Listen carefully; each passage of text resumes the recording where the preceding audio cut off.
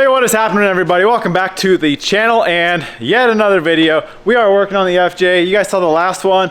We completely tore down the engine. We dropped it off at the machine shop. We're just gonna go through and rebuild the whole thing just because if you missed the video, go check it out. I'll have it linked up in the corner. Anyways, we got a bunch of stuff to do in the meantime while we wait for our motor back. So I wanna do some powder coating, some Cerakoting, some rebuilding, some cleaning. We got a bunch of stuff to do. All right, so I did drop the intake manifold off at the machine shop just so they could tank it, make sure they get all the carbon out. We got fuel rails and injectors here. Not much we're really going to do with that besides new O-rings. We got our oil pan full of junk parts. You can see oil pump, lifters, head bolts. Those are a one-time use bolt. And pan, we are doing another pan, so we're not going to use that. Cross member for the tranny, we got to paint or Cerakote or something. Actually, I think I'm going to Cerakote a few things, so I might just Cerakote that as well. We got some cleaning to do on like this valley cover. You can see the bolts. I clean all my bolts in my tank. You can see, look at that, those things look brand new. I hate putting something together with dirty, rusty, greasy bolts, so I label them all just so we know what is what. We got front and rear covers here. I'll probably coat those. Motor mounts, we got a powder coat. Starter, I think I'm going to try to take that thing apart just because it's all crusty looking. Not that we're going for a SEMA build, but while we got time to burn, I think I'm going to try to clean that up. Cam, I don't know, I did show you guys a cam. Look at this thing. It's so freaking scarred up. I don't know what happened there, but we got that is going in the trash. We got a new cam over here, but this is all my parts. We got boxes up the yin yang, but water pump we're not using. I still haven't decided what pump we're going to use, so I don't have one yet. The accessory bracket I'll probably coat. As far as the alternator, I'm going to try to get that thing apart and I might coat that as well. I'm going to do the valve covers and might as well clean up that harmonic balancer. That's really quick too. And then I do have a couple things in the tank right now soaking, so we're going to go through. We already got some of this cleaned up. That bracket we need to pull off. Alternator we need to pull off, and then there's a few other things we need to throw in that tank and clean up, and then we're just going to start coating stuff and painting and whatever we got to do. That is the game plan. Let's get started ripping stuff apart, sandblasting and coating.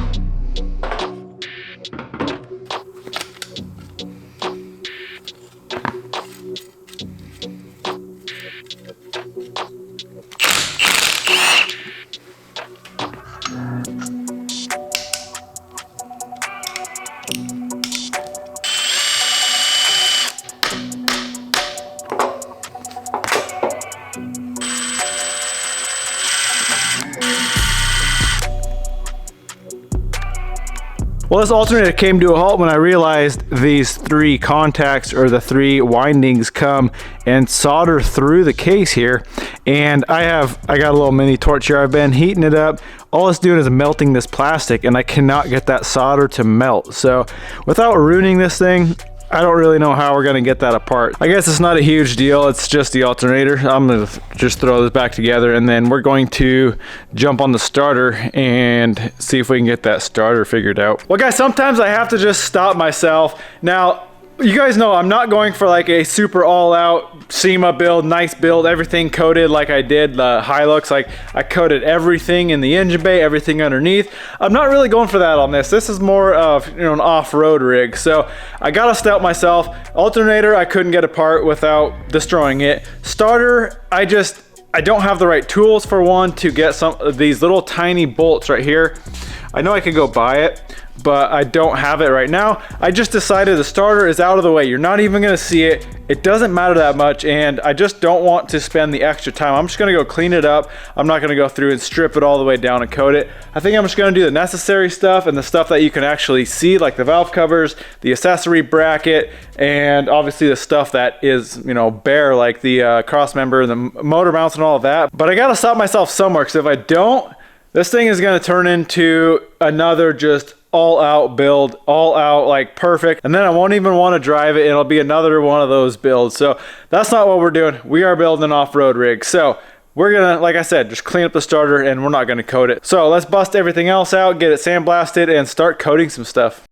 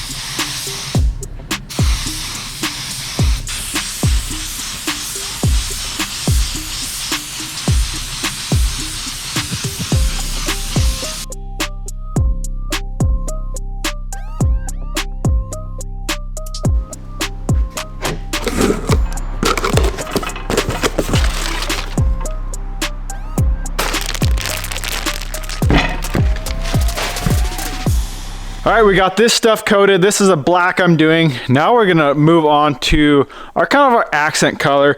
I chose a tungsten. This is a Cerakote H series, which is a little bit different from the C series, what we just did. That is an air cure. The thing with that is it takes about 5 days to fully cure. This is a oven cure. It does take a catalyst, but this is an oven cure, and it cures in 2 hours at, I believe, 250 degrees, and then it's completely cured. You don't have to wait the 5 days. So I really wanted to, I've never actually tried this H series, so I want to try it out. This is a dark gray, but it's got a lot of metallic in it. You can kind of see, I guess you can see a little bit through the bottle there. So we are going to do valve covers, timing cover, and that accessory bracket in this tungsten. I'm excited. We got to get this stuff blasted. I kind of just taped off all the baffles underneath so we don't get any sand. This one just had that little baffle there, so you just don't want any sand anywhere obviously in that baffle, because if you got a little bit of oil or moisture or anything in there, the sand will stick to it, and then eventually it'll go through your brand new motor. Now Cerakote is a sponsor of the channel. If you guys want to check out any other Cerakote, head over to cerakote.com. I'll have a link in the description. Like I said, the C series is very easy to do. It's a single part, single component coating. You just dump it in the gun and you spray sprayed out. The only thing that kind of sucks about it is you got to wait 5 days for it to cure. Now the good thing about that is if you have something like that harmonic balancer I just sprayed, that actually has rubber in between two pieces, and I really don't want to compromise that rubber or that bond from the rubber to the steel in the oven. So stuff like that is really good, where you don't want to get it hot, you don't want to heat it up and, you know, ruin the part by baking something that is going to melt or kind of deform or whatever. So it's really good for that. If you got something that you need quick, H series is a lot better for that because it cures in 2 hours in the oven. So it does take a catalyst. Like I said, you just get the mixing ratio. We mix it in that big glass beaker and then we'll strain it, dump it in our gun and spray it like that. That one takes 2 to 3 coats. This black, I just did one fairly heavy coat on it just to make sure everything is covered, but 2 to 3 coats on the H series, and then once it tacks up, throw it in the oven, 2 hours at 250 for this particular Cerakote, and then once it's cooled down, it's completely cured. So that being said, guys, head over to Cerakote.com if you want to check out any of this stuff.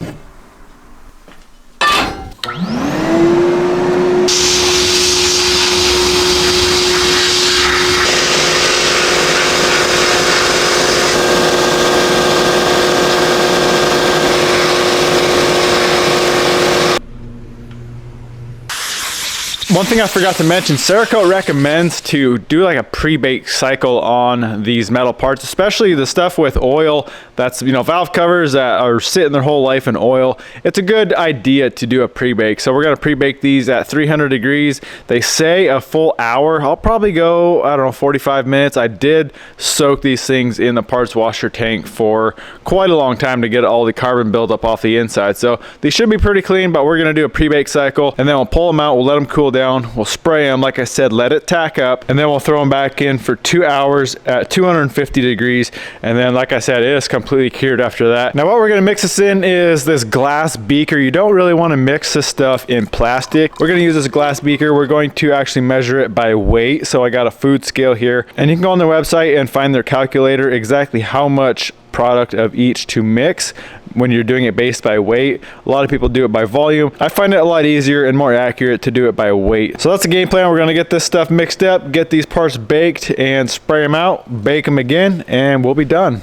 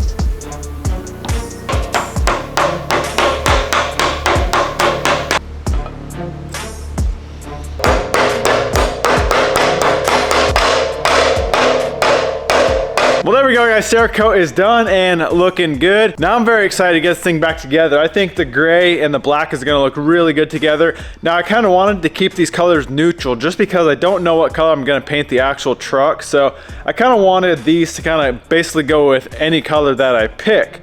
So gray is definitely on the table. It's kind of this dark gray. I'm thinking either that or maybe like a sand brown, like this military brown. Possibly like a dark green, I don't really know. We got plenty of options, but obviously that is a long ways away. Well, anyway, guys, if you want to check out any of the Cerakote stuff, I'll have a link in the description. Head over to Cerakote.com. They have a ton of different colors, a ton of different stuff that you can choose from. It's an amazing product. If you guys want to check it out, head over to Cerakote.com. Anyway, I'm gonna wrap this one up, guys. I really hope you enjoyed it. Why don't you go smash that thumbs up button, comment, subscribe. We'll see you in the next one.